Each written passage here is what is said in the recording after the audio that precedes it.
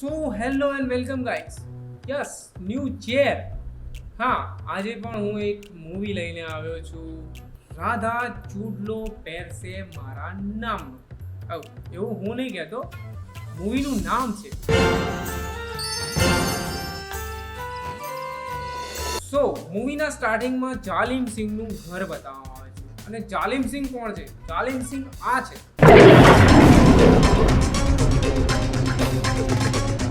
હવે જાલિમ સિંહના ઘરે કોઈક આવવાનું છે.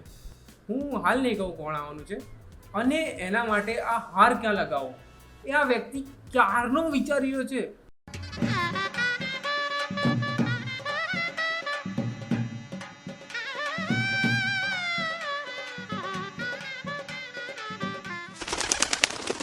પણ ત્યાં જાલિમ સિંહના બાળપણના મિત્ર આવી જાય છે. રાજસિંહ, તમે?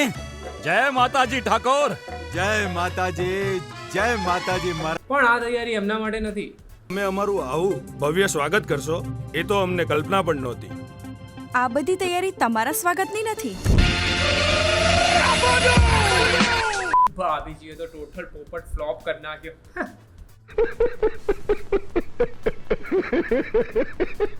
અને જાલિમ સિંહ નોટ છે, બહુ મોટી નોટ છે. એવું હું નહીં કહેતો, એ જ આખા મૂવીમાં કે કરે છે. જાલિમસિંહ એટલી મોટી નોટ છે. અરે આ જાલિમસિંહ એવી ઊંચી નોટ છે. જાલિમસિંહ એવી ઊંચી નોટ છે. હવે વાત કરીએ આ મૂવીના મેઇન હીરોની, એટલે કે વિક્રમભાઈની. તો વિક્રમભાઈ કામ કરતા હોય છે અને ત્યાં જ એમની માની નહીં, શબ્દ સ્ક્રિપ્ટ ઉપર છે. ત્યાં જ અમુક લોકો એમની માને લઈને આવે છે અને ફેંકી દે છે, મોતના મોંમાં ધકેલી દે છે. આજ તમે બધાએ મારી માને મોતના મોંમાં ધકેલી છે. હવે થોડી ઘણી ફાઇટ થશે.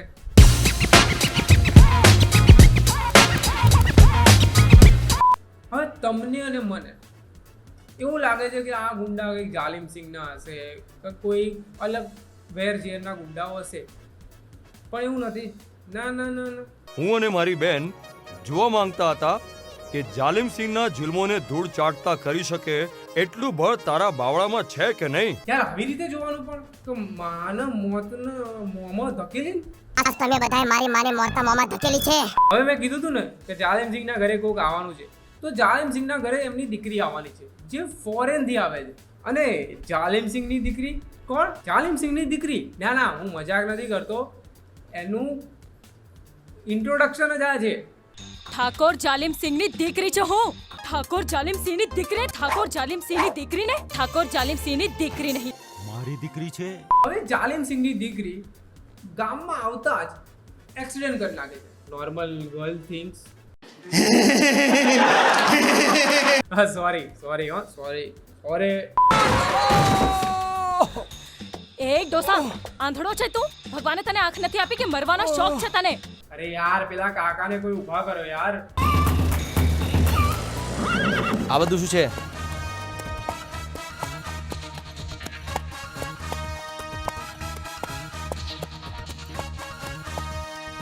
અરે યાર વિક્રમભાઈ, તમે તો કાકાને ઊભા કરતો યાર. પેલો ઘોડો બી 2 સેકન્ડ જ કયો જતા પહેલા. તો યાર વિક્રમભાઈ 2 મિનિટ ઊભા રહો, હું કાકાને ઊભા કરી દઉં. આજે મેડમ તારો વારો લઈ લો. વારો લઈ લઉં? જોજો કઈ રીતે વારો લે છે. તો વિક્રમ રાધાનો પીછો કરે છે અને ગુલેલ દ્વારા એક માણસને ચાલુ ગાડીમાંથી પાડી દે છે. અને ઓબ્વિયસલી એક માણસ રાહ જોશે કે પહેલા પેલો પડશે, પછી પેલો પડશે, પછી મારો વારો. રાહ જોશે પ્રોપર કે ના આ પડ્યો પછી હું પડીશ ગુલેલ કઈ. અને રાધાને તો ખબર જ નથી કે પાછળથી બધા ગાયબ. પછી વિક્રમ આવે છે અને રાધાને યુ ઇડિયટ! એની માનસ સલ્લુ હોય યાદ આવી ગયા બાકી. વિક્રમભાઈ સલ્લુ હોય.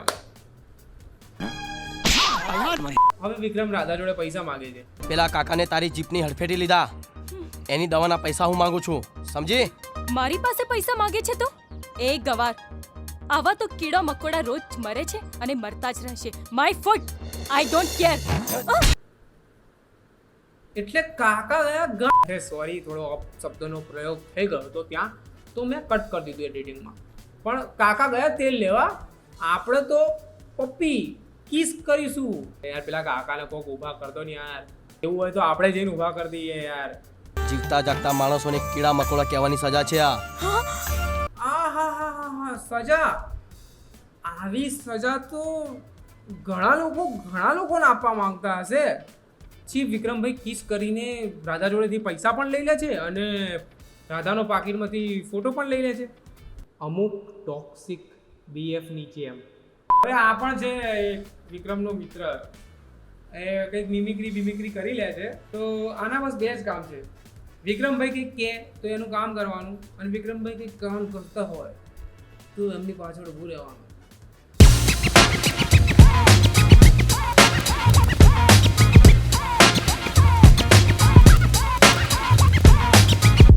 હવે રાધા ઘરે પહોંચે અને એકવાર થાળી ઉડાડે છે, બીજી વાર થાળી ઉડાડે છે, ત્રીજી વાર પણ થાળી ઉડાડે છે. ચલો માન્યું, એક વારમાં ખબર ના હોય આપણને કે થાળી ઉડાડશે.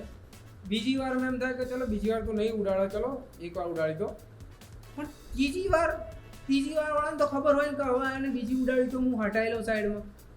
હવે જાલિમસિંહ બધાનો પરિચય કરાવે છે, ઈશારો ક્યાંક અને બોલાવે ક્યાંક. અને આ છે એમનો દીકરો ભરત. ભરત આવ. હવે જાલિમસિંહના ઘરે સજ્જનસિંહ બી આવી જાય છે. આટલા બધા લોકો છે તો સજ્જનસિંહ બી આવી જાય. હવે સજ્જનસિંહ છે પોલીસ વાળા. આપણો તો એક જ હિસાબ છે, જેવી કલમ એવી રકમ. Wrong music bro, wrong music. અરે યાર આ મ્યુઝિકના લીધે તો મને એમ થયું કે રાધા સજ્જનસિંહનું કંઈક, પણ નહીં, એવું નહીં. હવે મને આ મૂવીના સોંગથી કોઈ જ પ્રોબ્લેમ નથી, પણ આ બાળકોને તો હટાઈ લેવા હતા. અને મૂવીમાં આવું બધું ઘણી બધી જગ્યાએ છે. આગળ જતાં બતાવું, મજા આવશે. ચાલો રાખો વિડીયો. વિક્રમે રાધાને પરમિશન વગર કિસ કરી લીધી તો રાધાને તો પ્રોબ્લેમ થાય ને. તો એ ભરતસિંહને કહે છે ને ભરતસિંહ વિક્રમને મારવા માટે માણસો મોકલે છે. એ માણસોને વિક્રમ પાણી ઉડાડીને બહાર નાખી દે છે. સલમાનભાઈ તો એમ જ બદનામ છે, ફિઝિક્સ તો અહીંયા બી. હવે વિક્રમ અને એની મમ્મી એના મામાના ઘરે છે. ત્યાં જ રાધા ગાડી લઈને આવે છે અને બધી તોડફોડ કરી નાખે છે. ગાડીમાંથી ઉતરીને બી તોડફોડ કરી નાખે છે. હવે ખબર પડે કે આપણા ઘરમાં કોઈ તોડફોડ કરી છે તો આપણે એનાથી વાત કરીએ કાં તો પોલીસ કમ્પ્લેન કરીએ. વિક્રમભાઈ રાધાને ઉપાડીને લઈને આવતા રહે છે એમના ઘરે. પણ એક સેકન્ડ, રાધા ચપ્પલ પહેરીને ઊંઘે છે અને વિક્રમભાઈ આટલી પતલી દોરી પરથી રાધાને બી લઈને કઈ કુછ તો ગડબડ જરૂર હે અભી. અરે મેં કીધું હતું ને વિક્રમનો ફ્રેન્ડ મિમિક્રી સારી કરે છે, તો એ અંદર જાય છે, રાધાની મિમિક્રી કરે છે અને બહાર આવતો રહે છે કે જેનાથી પેલા સિપાહી લોકો કે ગાર્ડ લોકો એવું સમજે કે રાધા બેન બહાર ગયા છે. બેન બોલાઈ ગયું. જાલિમસિંહના ઘરે કોઈને કંઈ ફરક નહીં પડતો કે આ દોરી ક્યાંથી આવી, કોઈ ઉતર્યું હશે, કોઈ ચડ્યું હશે, નહીં, કોઈને કંઈ ફરક નહીં પડતો. હવે વિક્રમ રાધાને એના ઘરે લઈને આવતો રહ્યો. પછી એના જે તોડફોડ કરી એ બધું સુધારવાનું કહે છે. પણ ત્યાં જ એક સોંગ આવે છે. હવે આ સીનમાં તમને અને મને એવું લાગે છે કે વિક્રમભાઈ પણ નહીં એવું નહીં થતું ના. હવે રાધાને સંડાસ લાગી છે.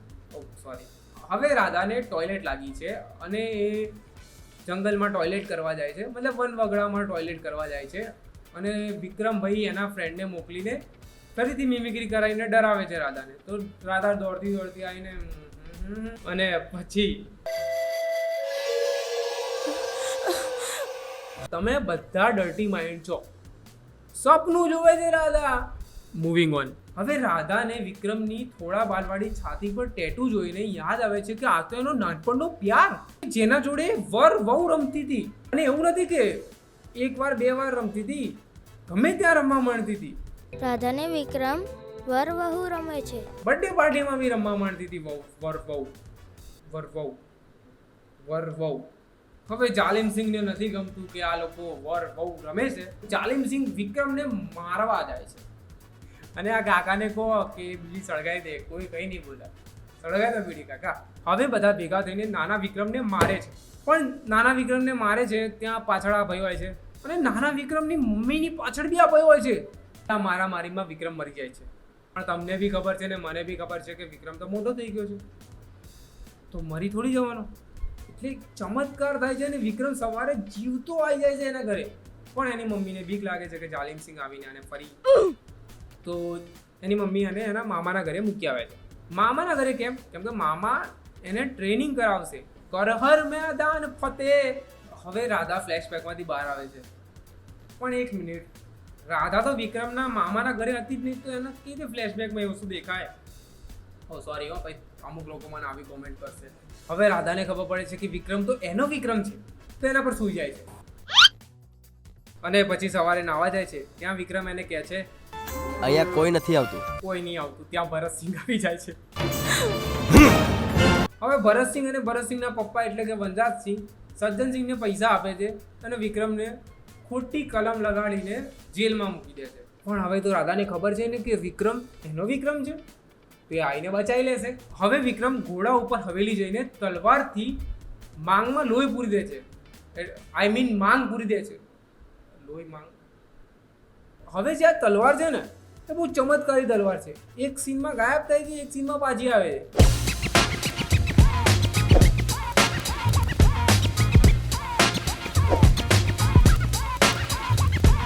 અને આ જાલિમ સિંહ તો નોટ જ છે, બહુ મોટી નોટ છે. ચલો શોર્ટ ગન લઈને લોંગ રેન્જમાં મારવાની વાત કરે છે. તો જાલિમ સિંહનું કંઈ ચાલતું નથી. એના ઘરે આવીને એની છોકરીને કોઈક લોહી મતલબ માંગ પૂરીને જતું રહે. તો જાલિમ સિંહ દરેક મૂવીની જેમ પૈસાથી પ્રેમ ખરીદવા નીકળી જાય છે. આ જાલિમ સિંહ એવી ઊંચી નોટ છે જે સરકારી છાપખાનામાં નથી છપાતી અને તમ જેવાને ખરીદવા માટે આ 25 લાખ રોકડા લઈને આવ્યો છું. લે! પણ વિક્રમની માને તો 25 લાખ થોડી જોઈએ છે. વિક્રમની માને તો હવેલી જોઈએ છે. એટલે લગ્ન કરશે તો જાલિમ સિંહની છોકરી એમની વહુ અને તો હવેલી. હવે જાલિમ સિંહે રાધાને રૂમમાં પૂરી દીધી છે. તો એની યાદમાં વિક્રમ વાંસળી વગાડે છે અને વાંસળીનો અવાજ છેક હવેલી સુધી પહોંચે છે. છેક હવેલી સુધી. તો રાધાના એક કાકા છે જે હવેલીમાં નોકરી કરે છે, તો એ રાધાની હેલ્પ કરવા આવે છે. પણ રાધા એમને આવું કંઈક કહે છે, પણ બાપુને ખબર પડશે તો એ તમને ગોળી મારી દેશે કાકા. હવે જો મારી વાત કરું તો આવું મને કોઈ કહે તો હું તો હેલ્પ ના કરું ભાઈ, જાન પહેલા. પણ કાકાને કંઈ વાંધો જ નથી. વાંધો નહીં બેટી. હવે રાધા ભાગી જાય છે, પણ હવેલીમાં મચ્છર બહુ છે. જો પેલાને કહ્યું શું તો આ માણસને મચ્છર કહે યાર. હવે રાધા વિક્રમના ઘરે આવે છે તો વિક્રમની માં એને પાછી હવેલી મૂકી આવે છે. યાર રાધા તો હિરોઈન છે કે પેકેજ છે, આમથી આમ ડિલિવર થઈ રહી. આટલી જલ્દી તો એમેઝોન વાળા બી ડિલિવરી પાછી નહીં લેતા. તો આ બધાથી કંટાળીને જાલિમ સિંહ વનરાજસિંહ એમનો મિત્ર એના જોડેથી આઈડિયા લે છે ડ્રગ્સ. પણ આ ડ્રગ્સ વિક્રમને આપશે કોણ? સજ્જનસિંહ. પણ સજ્જનસિંહના ડ્રગ નાખતા ફોટા પડી જાય છે અને ફોટો થોડી હાલ મળશે. એ તો મળશે પછી જાલિમ સિંહની હવેલીમાં એક સ્ત્રી આવી જાય છે. જાલિમ સિંહ દરવાજો કરો તો બંધ રાખો, જેમ તે આવી જાય છે યાર તમારા હવેલીમાં. તો આ સ્ત્રી એવું કહે છે કે વિક્રમની પત્ની છે, એ પ્રેગ્નેન્ટ છે અને વિક્રમ એ બચ્ચાનો પપ્પા છે. હવે ડ્રગ આપવામાં આવ્યો છે વિક્રમભાઈને, તો વિક્રમભાઈને તો ત્યાં જુઓ ત્યાં રાધા જ દેખાય છે. પ્રેમનો ડ્રગ છે, જ્યાં જોઉં ત્યાં તું જ દેખાય વાળો. ખરેખર તું મારી રાધા છે? હા, વિશ્વાસ ના આવતો હોય તો મારા દિલ પર હાથ મૂકીને જોઈ લે. ઓ દિલ પર હાથ મૂકવાથી ખબર પડી જાય. આમ તો ઘણા છોકરાઓ એવા છે કે જેમને દિલ પર હાથ મૂકવો છે, દિલ પર. હવે વિક્રમ અને એ સ્ત્રી આંગણમાં જ ગીતો ગાય છે. પણ ત્યાં જ રાધા આવીને કહે છે કે વાસના ભૂખ્યો વરુ છે તું. વાસનાનો વરુ. પણ આ તો ગીતો જ ગાતા હતા યાર. પણ ત્યાં જ વિક્રમની મમ્મી બી આવી જાય છે. પણ મમ્મી જ્યારે બોલતી હોય ને, મતલબ વળતી હોય ને, ત્યારે વાળ સેટ કરવા જરૂરી છે. હવે રાધા અને ભરતસિંહના લગ્ન ફિક્સ કરી દે છે. તાત્કાલિકમાં લગ્ન જ કરાવી દેવા છે એમ. ત્યાં જે વિક્રમને પેલો ફોટો મળે છે, પછી સજ્જનસિંહને વિક્રમ મારીને બધું બોલાવડાવી દે છે. પછી શું? પછી વિક્રમ ઘોડા ઉપર જઈને રાધા અને ભરતસિંહના લગ્નમાંથી ભરતસિંહને ઉપાડી લે છે. Wet vote? રાધાને ના ઉપાડવાની? આઈ થિંક લગ્નમાંથી દુલ્હનોને ઉપાડીને જવાની. દુલ્હન પણ ઉપાડીને જાય. એનીવેઝ, હવે ભરતસિંહને જ્યારે ઉપાડીને લઈ જાય છે ત્યારે આ બેન હશે છે અને એક આ બેન પણ હશે છે. એમને પણ એમ છે કે છોકરાને બગાડીને લઈ જાય છે. હવે જાલિમ સિંહ અને એના માણસો સવારે વિક્રમના ઘરે પહોંચે છે અને ફરી નોટ જેવું કરે છે. યાર લોંગ રેન્જમાં શોર્ટ ગન ના ચાલે યાર. હવે મારામારી ચાલતી હોય છે. વિક્રમ ભાઈ જાલિમ સિંહને દે દે.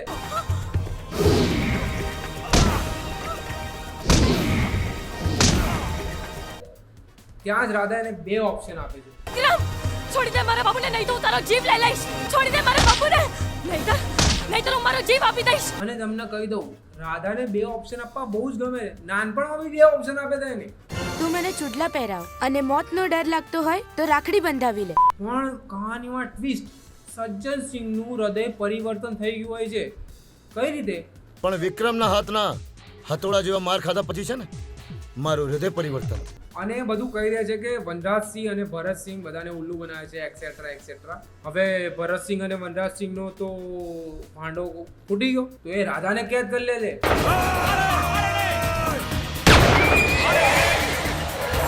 अरे साइड में से निकाल ले बे, साइड में से निकाल ले. પણ નહીં નીકાળ. કેમ કે જીપ પર વિક્રમભાઈનો જમ્પ બી તો આવવો જોઈએ. ટ્રીપમાં લખ્યું છે જો જમ્પ મારે ને બાકી રાધા બી ડરી જાય 2 સેકન્ડ માટે તો. એ just a second, 1 minute. This is wrong frame bro. આ ફ્રેમ કંઈક અલગ લાગી છે યાર. સર્વજ્ઞ એક નંબરનો ડર્ટી માઇન્ડ. હવે તમને લોકોને લાગતું છે કે મેં 3 લાફા કેમ માર્યા? કેમ કે વિક્રમભાઈ બી રાધાને 3 વાર ગોળ ફેરવીને સાઈડ કરે છે.